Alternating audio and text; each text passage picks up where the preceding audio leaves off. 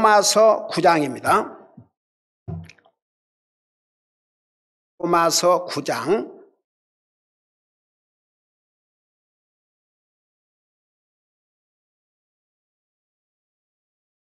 14절, 15절 우리 두 절을 같이 한 목소리 읽겠습니다. 14절, 15절입니다. 우리 같이 읽습니다. 시작. 그런즉 우리가 무슨 말을 하리요? 하나님께 불의가 있느냐? 결코 있을 수 없느니라. 그분께서 모세에게 이르시되 내가 긍휼을 베풀 자에게 긍휼을 베풀고 불쌍히 여길 자를 불쌍히 여기리라 하시나니. 아멘. 앉으시 바랍니다. 9장은 특별히 하나님의 주권적인 선택에 대해서 말씀하고 있는데 세 가지 예를 말씀하고 있습니다. 첫째는 여러분 보통 장자, 큰아들이 계승자가 되는데 아브람 같은 경우에는 첫 아들이 이스마엘이었지만 이스마엘이 아니고 사실은 이삭을, 그러니까 아브람 편에서 볼 때는 두 번째 아들이죠. 이 두 번째 아들을 후계자로 택하셨지 않습니까? 자, 그 부분에 대해서는 이삭은 약속의 씨라고 이렇게 말씀하고 있습니다. 자세하게 설명했죠. 그 다음에 두 번째는 이삭의 자녀들 가운데서 특별히 이제 물론 쌍둥이 같은 날 태어났지만 에서가 형이고 야곱이 동생이 있지 않습니까? 당연히 에서가 이삭의 계승자가 돼야 우리 사람 생각에 했었지만 하나님은 에서를 택하지 아니하시고 누구를 택하셨어요? 야곱을 택하셨습니다. 이게 하나님의 주권적인 선택입니다. 그리고 이미 태어나기도 전에 어머니 리브가에게 형이 동생을 섬길 것이고 동생인 야곱이 형을 다스릴 것을 미리 알려주셨습니다. 그리고 성경은 동시에 하나님이 예서는 미워하시고 야곱을 사랑하셨다고 하셨습니다. 자세하게 설명했죠. 그러면 이제 자세히 설명했지만 사람들은 무슨 생각을 할 수 있느냐? 이런 생각을 할 수 있다고 말입니다. 자, 그걸 생각하시면서 오늘 읽었던 14절을 보세요. 그런즉 우리가 무슨 말을 하리요? 하나님께 불의가 있느냐? 그러니까 이제 그렇게 생각할 수 있지 않습니까? 어떻게 하나님께서 그래도 장자 첫 아들이, 여러분 성경에 그런 말씀이 있지 않습니까? 옛날 모세오경 우리가 배울 때 자세하게 배웠죠. 이제 그 아내가 둘일 경우에 한 아내는 사랑하고 한 아내는 덜 사랑하는데 덜 사랑하는 아내가 아들을 낳았어요. 첫 자식을. 근데 아버지 입장에서 별로 자기가 사랑하지 않는 아내니까 자기가 사랑하는 아내가 낳은 아들을 장자로 세우려고 하지 않겠습니까? 아버지 입장에서는. 그런데 그렇게 하지 말라고 그랬어요. 아무리 너가 미워하고 사랑하지 않는 아내라도 첫 자식, 그 자식을 장자로 세워서 그 장자에게 줘야 될 몫을 주도록 그렇게 하셨거든요. 하나님께서 그렇게 하셨어요. 근데 이 경우는 아니에요. 근데 하나님께서는 분명한 이유가 있었습니다.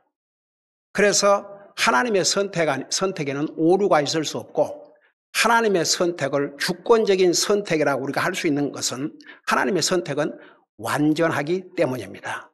여러분 보세요. 특별히 하나님께서 에서를 미워하시고 야곱을 사랑하셨다고 그러는데 우리는 그 자세하게 설명드렸지 않습니까? 에서 하는 모습을 봐요. 결국은 사랑받고 미움받는 것은 어떤 면에서는 자기에게 달려 있습니다. 에서의 하는 모든 면에서 그러니까 하나님께 미워할 수밖에 없어요. 에서는 오직 물질적인 거, 육신적인 거. 야곱은 영적인 것을 항상 더 중요하게 여겼습니다. 자세하게 설명했죠. 그러면 이런 하나님의 선택에 불의함이 있느냐? 사람의 생각으로는 하나님께서 좀 이렇게 생각할 수 있다 이겁니다. 근데 답이 여기 있어요. 뭐라고 답을 하셨느냐? 그런즉 우리가 무슨 말을 하리요? 하나님께 불의가 있느냐? 결코 있을 수 없다고 그랬어요. 여러분 보세요. 이사야서에 보면 하나님의 생각은 사람의 생각보다 나았고 하나님의 방법은 사람의 방법보다 높다고 하셨습니다. 우리는 감히 하나님의 뜻을 다 헤아릴 수가 없습니다. 우리 하나님은 모든 면에서 완전하신 분이십니다. 완전하신 하나님께서 선택하신 그 선택은 완전하실 수밖에 없습니다. 그 결과가 우리는 그 결과, 여러분 에서의 모습, 그 다음에 그 아브라함의 큰아들, 그건 종의 자식으로 태어났어요. 이스마엘. 그러니까 하나님의 선택에는 절대 불의가 있을 수 없다는 거, 결코 있을 수 없다고 그랬습니다. 그러니까 하나님의 선택은 불의할 수가 없다는 얘기입니다. 우리 사람의 생각에 왜 이스마엘을 택하지 않으시고 이삭을 택하셨을까? 왜 에서를 택하지 않으시고 야곱을 택하셨을까? 그렇게 생각할 수 있지만 절대 이건 하나님께서 잘못 선택한 것이 아니고 불의가 아니란 얘기입니다. 이제 이것을 더 자세하게 뒤에서 설명을 하고 있어요. 이제 그걸 생각하시면서 이제 15절에서부터 18절까지 또 하나의 예를 설명하고 있습니다. 이 땅에 그 당시에 많은 왕들이 있었는데 왜 하나님께서 바로 왕을 택하셔서 하나님께서 그 놀라우신 이적과 기적들을 나타내셨는가? 한마디로 말하면 바로 왕에게 하나님의 능력을 보여주시기 위해서 그 당시에 많은 나라들이 있었지만 바로 왕을 택하셨다는 거. 또 그 하나님의 택하시면은 오류가 없는 그야말로 주권적인 선택이요, 옳은 선택이었다는 것을 여기서 자세하게 설명하고 있습니다. 자, 이런 것들을 여러분 머리에 두시면서 15절을 보시기 바랍니다. 그분께서 모세에게 이르시되 내가 긍휼을 베풀 자에게 긍휼을 베풀고 불쌍히 여길 자를 불쌍히 여기리라 하시나니.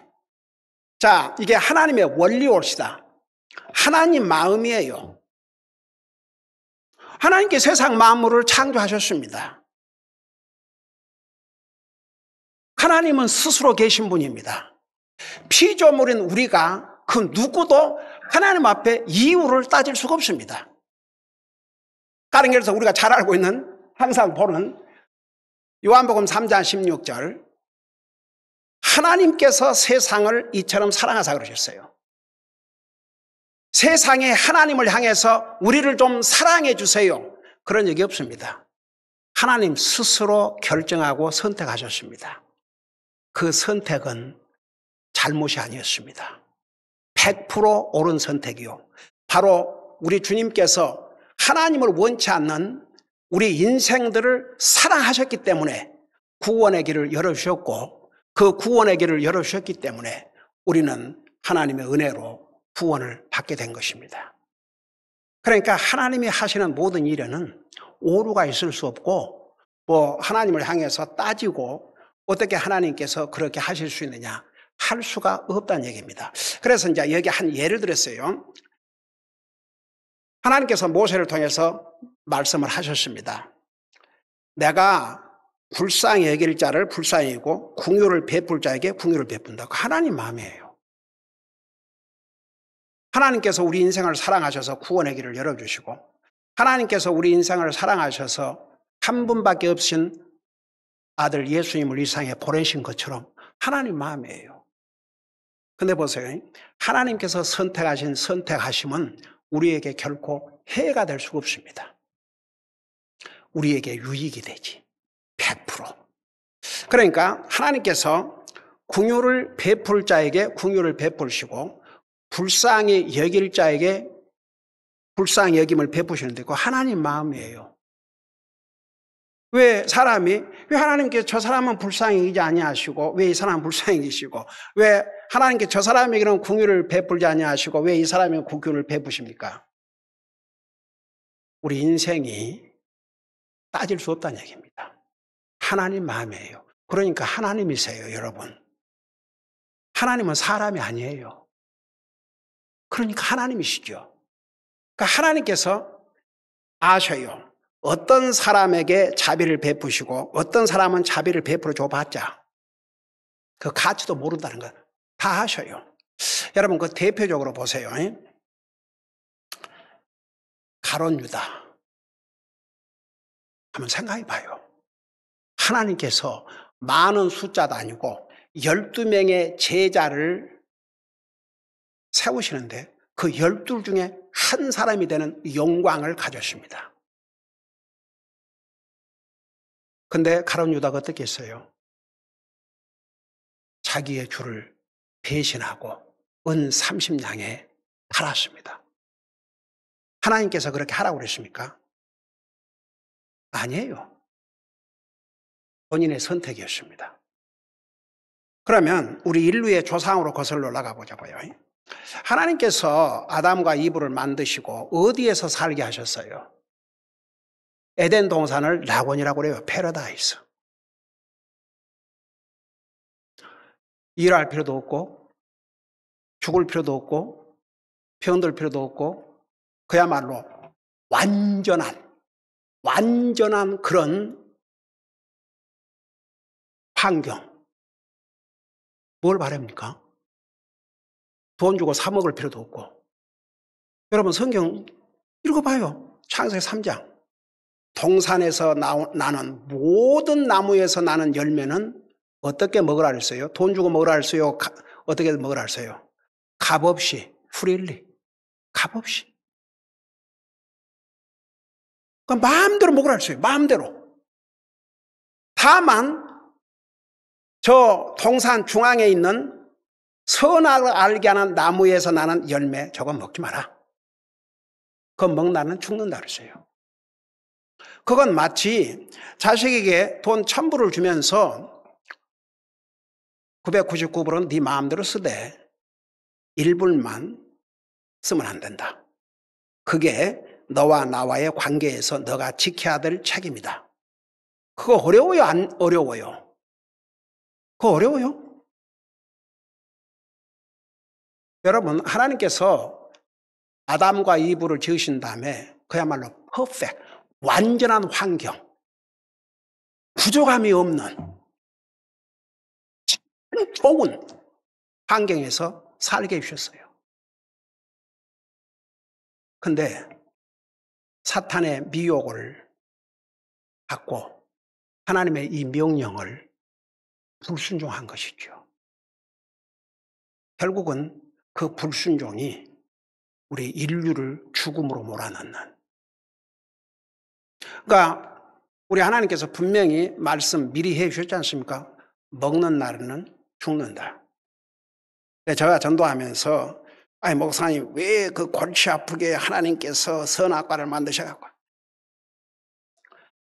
내가 얼마 전에 내가 무슨 얘기하다가 내 목회 초창기에 미국을 방문해서 같이 주임 섬겼던 그 박수천 형제님에 대해서 얘기를 길게 했는데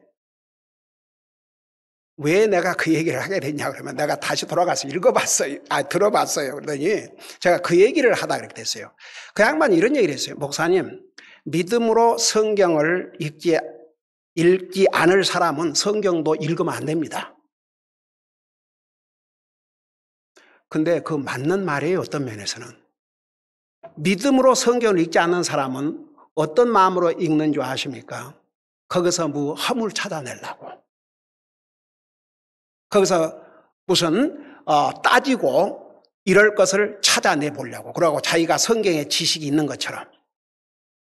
이런 사람들은 아무리 성경을 많이 읽고 아무리 성경에 대한 지식이 많아도 절대 구원받을 수가 없습니다. 여러분 히브리서에 믿음으로 말씀을 받지 않으면 유익이 안 된다고 그랬습니다. 모든 것이 믿음의 문제입니다. 하나님의 말씀을 믿음으로 읽지 아니하는 사람은 절대 그의 믿음에 도움이 안 됩니다. 그러니까 믿음으로 모든 것이 믿음으로 해야 돼요. 하나님 말씀을 듣는 것도 읽는 것도 믿음으로, 기도도 믿음으로, 주님을 섬기는 것도 믿음으로, 믿음으로 하지 않는 것은 여러분 성경에 뭐라 했습니까? 로마서에서 죄라 그랬습니다. 죄. 한번 얼마나 많은 사람들이 믿음으로 하지 않는 것이 죄라고 그렇게 생각하는 사람들이 얼마나 되겠는가 한번 생각해 봐요. 믿음으로 하지 않는 거 죄라고 성경은 말씀하고 있습니다. 그러니까 이 사람들은 그러니까 내가 전도하면서 그런 질문, 왜 하나님께서 골치 아프게 선악과를 만들어갖고 먹지 말라 먹으라. 내가 그런 사람들에게도 답변은 꼭 해줬어요. 그 질문도 정말 알고자 하는 질문이 있고 어떻게 해서든지 뭘 따지고 비판하기 위해서 하는 질문도 있고 별의별 질문들이 있는데 그 질문한 동기가 틀려먹었지만 대놓고 그랬어요. 그래서 하나님은 사람이 아니고 하나님 마음대로지. 그러니까 사람을 하나님의 형상으로 이렇게 지으셨지만 하나님과 사람과는 분명히 차이가 있으니까 사람은 지으신 하나님의 말씀에 순종하고 살도록 그 룰을 하나 만들어 주신 것이다. 그 룰이 어려운 것도 아니고 힘든 것도 아니었다. 그런데 그 하나님이 주신 그 룰을 범한 건 사람이었지. 하나님께서 왜 그 룰을 주셨냐 이렇게 따지는 것은 꼭 성경에 자식이 부모에게 왜 나를 낳았어?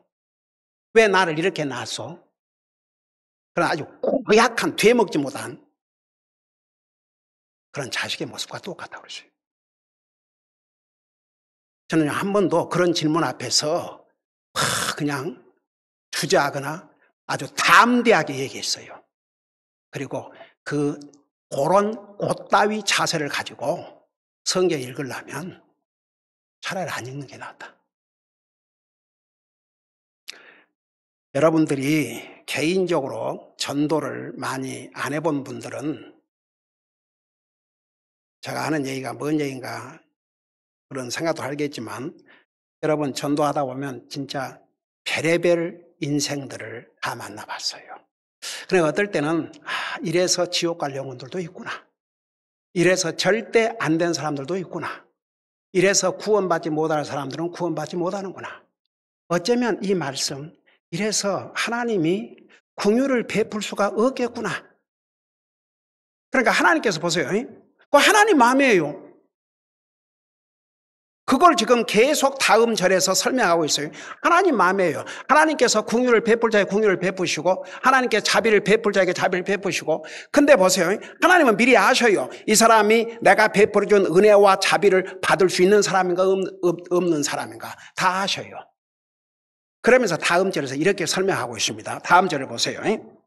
그런즉 이와 같이 그것은 원하는 자에게서 나지도 아니하고 달리는 자에게서 나지도 아니하며 오직 긍휼을 베푸시는 하나님에게서 나느니라. 자, 이게 무슨 말이냐? 15절 16절 연관이 돼 있어요. 그 어떤 사람이 내가 긍휼을 받기를 원한다고 해서 그리고 막 자기가 갖기를 원하고 막 다름질을 하고 그렇게 한다고 해서 갖는 게 아니라 이겁니다. 결론이 뭡니까? 오직 긍휼을 베푸신 하나님께서 나느니라. 그러니까 결론은 이거예요. 하나님께서 긍휼을 베풀 자에게 긍휼을 베푸시고 불쌍히 여길 자를 불쌍히 여기셔요. 하나님이 아셔요. 이미 사람들의 마음을. 우리 사람은요. 사람들의 마음을 몰라요. 다른 사람의 마음을 몰라요. 여러분, 여러분의 마음을 100% 믿고 살아요. 여러분 마음도 어떻게 변할지 몰라요. 그래서 잠언 4장에 뭐라 하십니까? 무릇 지킬 만한 것보다 내 마음을 지키라. 생명의 이슈, 살고 죽는 것이 거기에서 남이라고 그랬어요. 우리의 마음을 그래서 잘 다스리고 산다는 게 얼마나 중요한지 모릅니다. 특별히 하나님과의 관계에서 우리 마음이 흩어지지 않도록, 멀어지지 않도록 항상 우리의 마음을 하나님에게 포커스를 맞추고 살아야 됩니다. 여러분, 이사야 26장의 27절에 보면은 내 마음을 주님에게 고정시키는 자에게 화평. 여러분 보세요. 우리가 우리의 마음을 하나님 앞에 딱 고정시키고 산다는 게 얼마나 중요한지 모릅니다. 여러분, 왜 다윗을 하나님께서 사랑하시고 그를 내 마음에 합한 자라고 그랬어요. 마음에 합한 자. 영어로 보면 다윗의 하트가 하나님의 하트를 따라갔다고 그랬습니다. 그게 얼마나 하나님 앞에 아름다운 마음인지 모릅니다. 다윗이 퍼펙트한 사람이었습니까? 아니에요. 여러분 잘 아시잖아요. 남의 아내를 빼앗고 살인을 하고 거기에 대한 혹독한 대가를 치루었지만 그는 눈물로 회개했고 하나님을 향해서는 그 마음은 퍼펙트했습니다. 여러분, 그 성경에 여러분께서 열왕기상, 열왕기와 역대상, 역대를 보면 어떤 왕은 온전한 마음으로, 완전한 마음으로 이런 기록이 있습니다. 어떤 왕은 완전한 마음으로 하나님을 섬기고 나라를 다스렸다고. 그래서 이게 참 우리가 우리의 마음을 잘 다스리고 산다는 게, 그러니까 항상 내 마음이 하나님과 바로 되어 있는가, 이것만큼은 매일 삶 속에서 체크하고 살아야 됩니다. 사실 우리의 마음을 어디에다가 가장 많이 두고 살아야 되겠습니까? 당연히 구원받은 하나님의 자녀들은 하나님에게 우리의 마음을 가장 많이 주고 살아야죠. 그러니까 보세요. 혼인들은, 아이고, 나 옛날에 이런 얘기 들어봤어요. 목사님, 하나님께 저에게 돈 100만 원만 주신다면 10만 불을 딱 11조 드리고 10만 불 감상금, 20만 불 감상금 드리고 나머지 70만 불 갖고 이제 속으로, 아이고, 주여. 100만 불 챙겨봐요. 10만 불 11조. 만 불도 하나, 그 액수만 본 거야. 100만 불하는 그 돈보다도 만 불이나 10만 불 눈 튀어나오죠.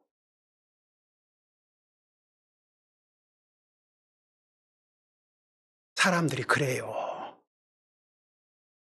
그 옛날에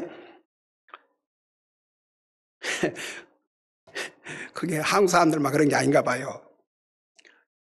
우리 그 랭캐스터 그 목사님, 채플 목사님, 그 아버님 목사님 하고 이제 제가 목회 시작할 때부터 이렇게 가깝게 교제하고 지냈던 귀한 목사님이신데, 그 목사님이 한 번은 이제 저하고 이제 다니면서 그런 얘기를 했어요. 한 번은 어떤 사람이 자기를 위해서 기도해 달라고, 자기 좀 이런 사업을 계획하고 있는데 하나님께서 사업이 잘 되게 해주시면 내가 물질로 주님을 섬기겠다고. 그래서 you know what? With what you have, you should be able to give. 그러니까 당신이 현재 가지고 있는 것을 가지고 주님 앞에 드릴 수 있어야 된다. For example, if suppose you have $200 to give, you give $200, then God will give you more. 그러니까 당신에게 200불 있다면 그 200불 더 먼저 드려라. 그러면 하나님께서 더 많은 물질을 주실 것이다. 그러니까 그 사람이 갑자기 화를 내면서 How do you know I have $200 in my pocket? 아니 내가 200불 가지고 있는 것을 어떻게 아냐고 성질을 내더랍니다. 목사님 무슨 알고 그러셨겠습니까? 그냥 이제 그걸 설명하기 위해서 그렇게 얘기한 거죠. 근데 이 사람이 딱 200불 자기 주머니에 있었거든요. 어떻게 목사님이 내 주머니를 알고 200불을 얘기하냐고 그러고 화를 내더래요. 그러니까 이게 한국 사람이나 미국 사람이나 똑같은 죄인들이에요. 제가 옛날에 주로 이제 미국 목사님들 펠로십 미팅에 초청을 받아서 이제 다 목사님들이죠. 목사님들과 그 가족들 설교하면서 한 번은 그런 설교했어요. 내가 목회하다 보니까 white sinner, yellow sinner, black sinners 백인들이나 황인들이나 흑인들이나 same sinners, nothing different. 하나도 틀린 거 다 똑같이 되니까 아이고야 그 미국 목사님 Amen brother preach on 동감이라고 계속 설교하시라고. 여러분 보세요. 그게 사람의 모습이에요. 하나님은 미리 아신다니까요. 사람의 마음을. 여러분 마음 아셔요 다. 현재의 마음도 아시고 몇 년 후의 마음도 다 보고 계시거든요. 미리 다 보고 계셔요. 여러분 마음이 어떻게 변할지, 좋게 변할지 나쁘게 변할지 다 우리 주님께서 미리 보고 계셔요. 그 하나님을 누가 당해냅니까? 그래서 여기 보세요. 그런즉 이와 같이 그것을 원하는 자에게서 나지도 아니하고 달리는 자에게서 나지 아니하며 오직 긍휼을 베푸시는 하나님께서 나느니라. 그러면서 이제 이 바로 왕을 예를 들어주셨어요. 그걸 생각하면서 17절을 보세요. 성경 기록이, 성경 기록, 이 말은 구약 성경에 이미 기록됐다 그런 의미입니다. 성경 기록이 파라오에게 이르기를 내가 바로 이 목적을 위해 너를 일으켜 세웠나니. 바로 왕 그럼 모르는 사람 있어요? 네? 파라오 왕? 모르는 사람이 없잖아요. 그냥 출애굽기 가면 그냥 파라오 왕, 기존 성경은 바로라고 그랬죠. 영어로는 파라오. 그래서 이제 파라오. 그 왕 이름이 수없이 나오지 않습니까? 그리고 아주 유명한 스토리 아닙니까? 그 왕에게 하나님께서 10번의 기적과 이적을 보여준 사건. 인류 역사에 이런 왕도 없어요. 네. 어느 왕에게 하나님께서 이런 이적과 기적을 어떤 개인 왕에게 보여주었습니까? 근데 보세요. 그 목적이 있어요. 왜 바로 왕을 택하셨는지. 뭐라 하십니까? 성경 기록이 바로에게 이르기를 내가 바로 이 목적을 위해, 이 목적이 뭐냐면 하나님의 능력을 보여주기 위해서. 이제 바로에게 그 능력을 보여줬지만 결국은 이집트 사는 모든 사람들, 그 다음에 이집트에 살았던 이스라엘 사람들, 심지어는 주변 국가들도 이 바로에게 나타나신 하나님의 능력을 주변 국가들에게서도 알았어요, 몰랐어요? 주변 국가들이 알았어요, 몰랐어요? 알았어요. 여리고 성을 이제 점령하기 전에 첫 성 아닙니까? 스파이들이 가서 여러분이 잘 아는 기생 라합 집에 갔었잖아요. 라합이 다 알고 있었습니다. 하나님께서 어떤 이적과 기적을 베푸셔서 이스라엘 백성들을 이집트에서 데리고 나오신지 다 듣고 알고 있었어요. 그때 당시에 무슨 지금처럼 소셜미디어가 있었던 시대도 아니고 무슨 신문 방송이 있었던 시대도 아니고 오 주여. 근데 다 알고 있었어요. 그게 하나님의 파워입니다. 다 알고 있었어요. 주변 국가들에서 다 알고 있었습니다. 그러니까 하나님의 능력을 이 바로를 통해서 세상에 알려주시기 위해서 바로를 택하셨다 그런 뜻입니다. 거기에 무슨 이유가 있습니까? 거기에 무슨 하나님의 선택에 불의함이 있습니까? 왜 하필이면 바로입니까? 그걸 누가 얘기할 수 있습니까? 할 수 없어요. 그러니까 하나님께서 왜 바로 왕을 택하셨느냐? 그를 통해서 당시에 온 세상에 하나님의 능력을 보여주는 도구로 사용을 하시기 위해서. 제가 전도하면서 어떤 사람들은 또 이런 질문을 해요. 그러니까 성경을 그 사람들은 읽는 사람들이에요. 믿음으로 읽는 게 아니고 뭘 트집이나 잡으려고 읽는 사람들이죠. 근데 그 중에서는 이제 예를 들어서 성경을 다 진짜 알고 싶고 궁금해서 물어본 사람도 있어요. 자, 그런 사람들, 그건 여러분, 우리가 성경에다가 잘 이해가 안 되면 질문하고 그런 거 잘못 절대 아니에요. 여러분 마찬가지예요. 이제 그런 사람들은요, 제가 금방 와요. 이 질문이 따지기 위한 질문인가, 정말 알기를 원하는 질문인가. 저는 친절하게 얼마나 시간이 걸리든 설명을 해줘서 이해가 될 때까지. 근데 이 사람인 경우는 그건 상당히 합당한 질문이었어요. 근데 그 바로 좀 억울하지 않습니까? 뭐가요? 하나님께서 그 마음을 강팍해 하셨다고 그러는데 그 하나님께서 강팍해 한 마음을 어떻게 자기가 바꿀 수가 있겠습니까? 근데 여러분, 처음부터 하나님께서 그 마음을 강팍하게 하신 게 아니에요. 도리어 처음에는 그가 이 하나님의 능력을 보고 얼른 굴복하도록. 근데 안 하니까 그래? 그러면 내 마음을 도리어 강팍하게 해서 내가 계속 하나님의 능력을 보여주마. 이렇게 된 것이죠. 자, 이걸 생각하면서 그 다음 절을 봐요. 내가 이 목적을 위해 너를 일으켜 세웠나니 이것은 내가 내 안에서 내 권능을 보이고 내 이름을 온 땅에 두루 밝히 알리려 함이니라 하시니. 그러니까 보세요. 지금 그 17절 조금 전에 내가 미리 설명을 했네. 그러니까 바로를 통해서 하나님의 능력을 바로에 가면 아니고 그 이집트 백성들, 거기에 살고 있던 이스라엘 사람들, 여기 뭐라 했어요? 내 이름을 온 땅에 두루 밝히 알리려 함이라 하니라.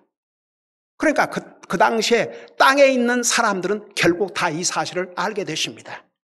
하나님의 놀라운 능력들을 다 듣고 알게 되지 않습니까? 그러면서 보세요. 18절.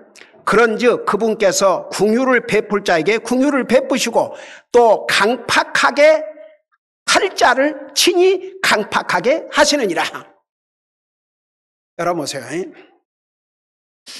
참 우리가 하나님 앞에서 항상 강팍하지 않는 마음, 특별히 하나님의 말씀을 들을 때, 여러분 보세요. 하나님 말씀을 들을 때 강팍한 마음을 가진 사람들이 얼마나 많은 줄 아십니까? 시편에 다윗을 통해서 경고를 했고 심지어는 히브리서 2장 3장에서 이미 이 시편에 기록된 내용을 인용해서 3번이나 경고를 했어요. 너희가 하나님의 음성을 들을 때 내 마음을 강팍하게 하지 말라. 그런데 이 상에는 하나님의 말씀을 전해줄 때 그 말씀을 강팍한 마음으로 받는 사람들이 있어요.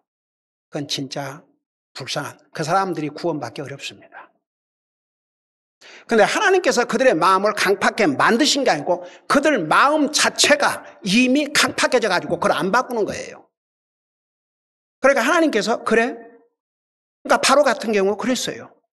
하나님의 기적과 이적, 하나님이 어떤 하나님과를 처음에 보여주면 금방 굴복했어야죠. 굴복 안 하거든. 더 마음을 강팍하게 했어. 그래? 그러면 내가 더 강팍하게 해주마. 그래서 하나님께서 불쌍히 여길 자에게 불쌍히 여김을 보여주시고 긍휼을 베풀 자에게 긍휼을 베푸시고 강팍하게 할 자를 하나님께서 그 정확하게 다시 그거 봐요. 뭐라 했어요? 하나님께서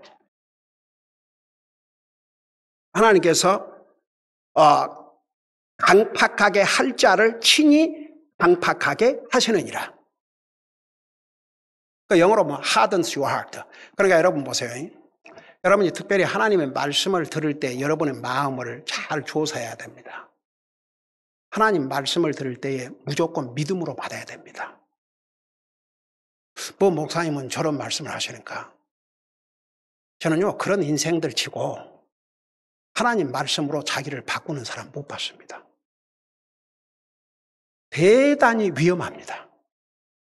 하나님 말씀은 무조건 제가 하나님 말씀 외에 다른 걸 전하면 그거야 여러분 들을 필요 없습니다. 근데 하나님 말씀이라 그럴 때는 들어야 됩니다. 하나님의 말씀을 듣고 자기 마음을 강팍하게 한다. 하나님께서 그런 마음을 이미 보고 계셔요. 그러면 여기에 보면 하나님께서 그 마음을 더 강팍하게 만드시는데 그게 무슨 복입니까? 그래서 항상 하나님의 말씀을 들을 때, 하나님의 말씀을 읽을 때 하나님 앞에서 항상 부드러운 마음, 겸손한 마음, 그런 마음을 가져야 하나님의 말씀을 바로 받게 되고 믿음으로 받게 되고 믿음으로 하나님의 말씀을 받아야 자기를 변화시켜 갈 수 있습니다. 제가 수없이 얘기했죠. 제가 목회해 오면서 지난 37년 동안 아무리 하나님 말씀 전해줘도 그 말씀으로 자기를 바꾸지 않는 사람은 절대 바꾸지 않는다고. 참 새드죠. 우리 모두가 연약한 거 하나님 아셔요. 우리 부족해요. 그럼에도 하나님 말씀을 들을 때마다 내가 이러면 안 되는데 그걸 깨닫고 뉘우치고 항상 하나님 말씀을 믿음으로 받게 해주십시오. 그리고 순종할 수 있도록 해주십시오. 그런 마음의 자세를 가져야 그게 성령님을 모시고 사는 그리스도인의 마음이에요. 지난 주일날 사람의 온전한 의무 두 가지. 하나님을 두려워하고 그 명령을 지킬 자다. 우리가 하나님의 명령을 다 지킴으로 구원받는 게 아니고 구원받은 하나님의 자녀는 항상 하나님의 말씀 앞에 겸손하고 온유한 마음으로 받고 순종하려고 하는 그걸 하나님 보시는 거예요. 하나님은 완전한 자를 찾으신 게 아니고 그런 마음과 자세를 가지고 말씀을 받는 사람을 찾고 계신다 그 말입니다. 기도하십시다. 우리 아버지 하나님 은혜와 사랑을 감사드립니다. 하나님의 선택하면은 불의가 있을 수 없고 오류가 있을 수 없다는 거 다시 한번 깨달았습니다. 우리는 항상 하나님의 선택에 순종하고 살 수 있게 하여 주시옵소서. 감사합니다. 사랑합니다. 예수님 이름으로 감사 기도드리옵나이다. 아멘.